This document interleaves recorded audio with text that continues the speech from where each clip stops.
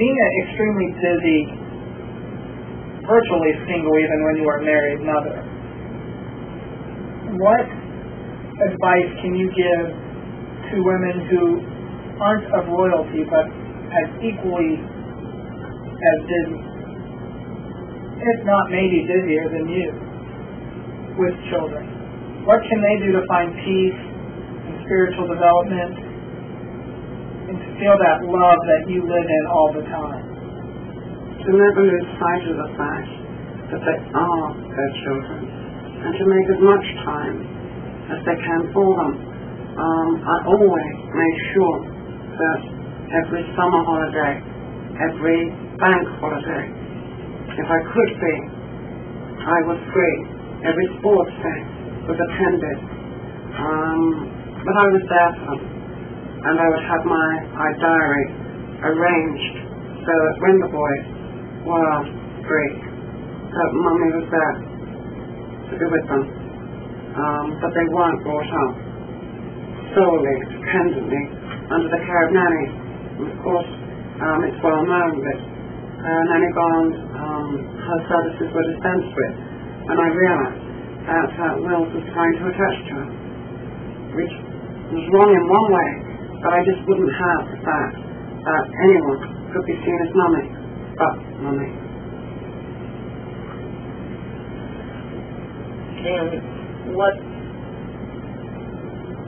how did you find for yourself at that time? I think Mark's question was how did you find for yourself a sense of peace? Or how would you recommend that women that have children, careers, and they're very busy? Well, of course, the boys were boarding school. So it was a question of I knew that they were where they should be. And because, of course, the problems with Charles and myself and our marriage, I didn't particularly want them to witness. And thank goodness they weren't there for much of it. So I was grateful for that fact. But that's why, of course, I involved myself in my work. So your work was kind of your therapy. Your therapy, your balance. Otherwise I would have missed some therapy, which I did, of course. But more so, yes.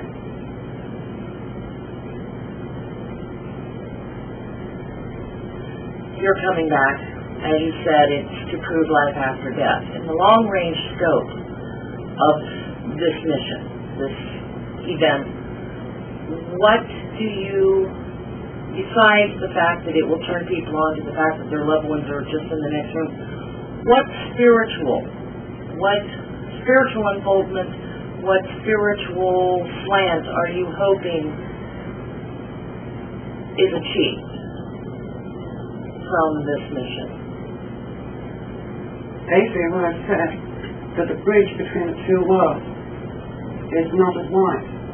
So that, as I said on a seminar, if a medium were to call an airport having had the message that the American Airlines 747 heading to Tokyo with 270 people on board is going to crash with loss of life, instead of being thought to be an idiot and the loss of life taking place, the plane's founded because the mediums believed it.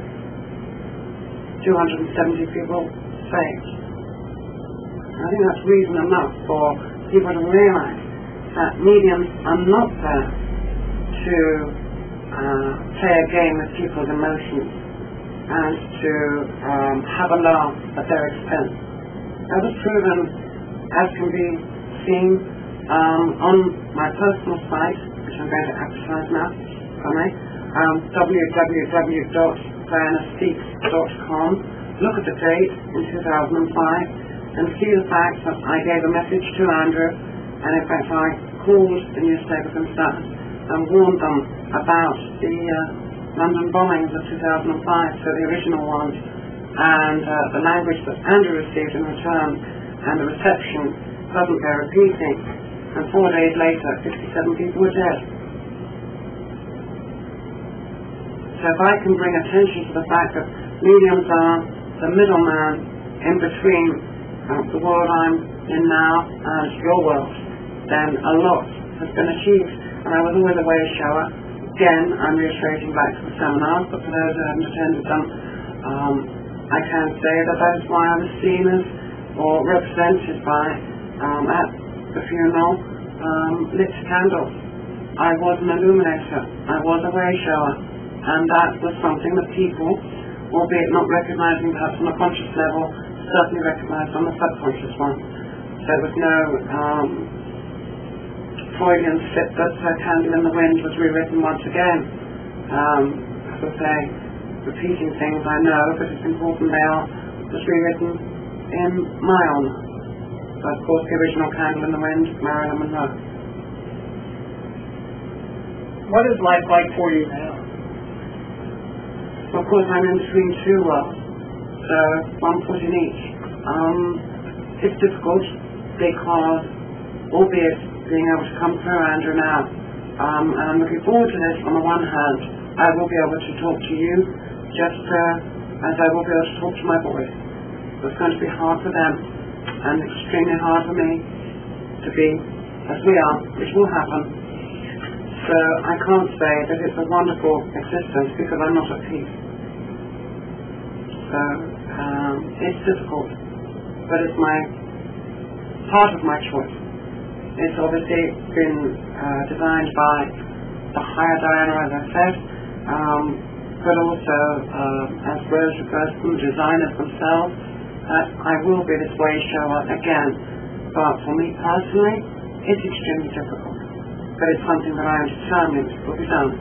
And I've said on the website that I will be with Andrew for 3 years once this work begins, which is thankfully has started now.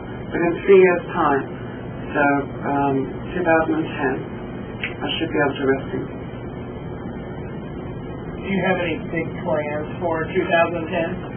They're not given to me yet, because I'm not there, and it would be wrong for me to start focusing energies on that, when my energy must be directed to what I'm to do now.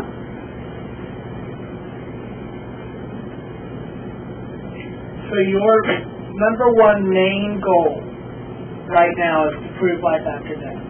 Right, and to connect on a personal level with Charles, with my boys, with my things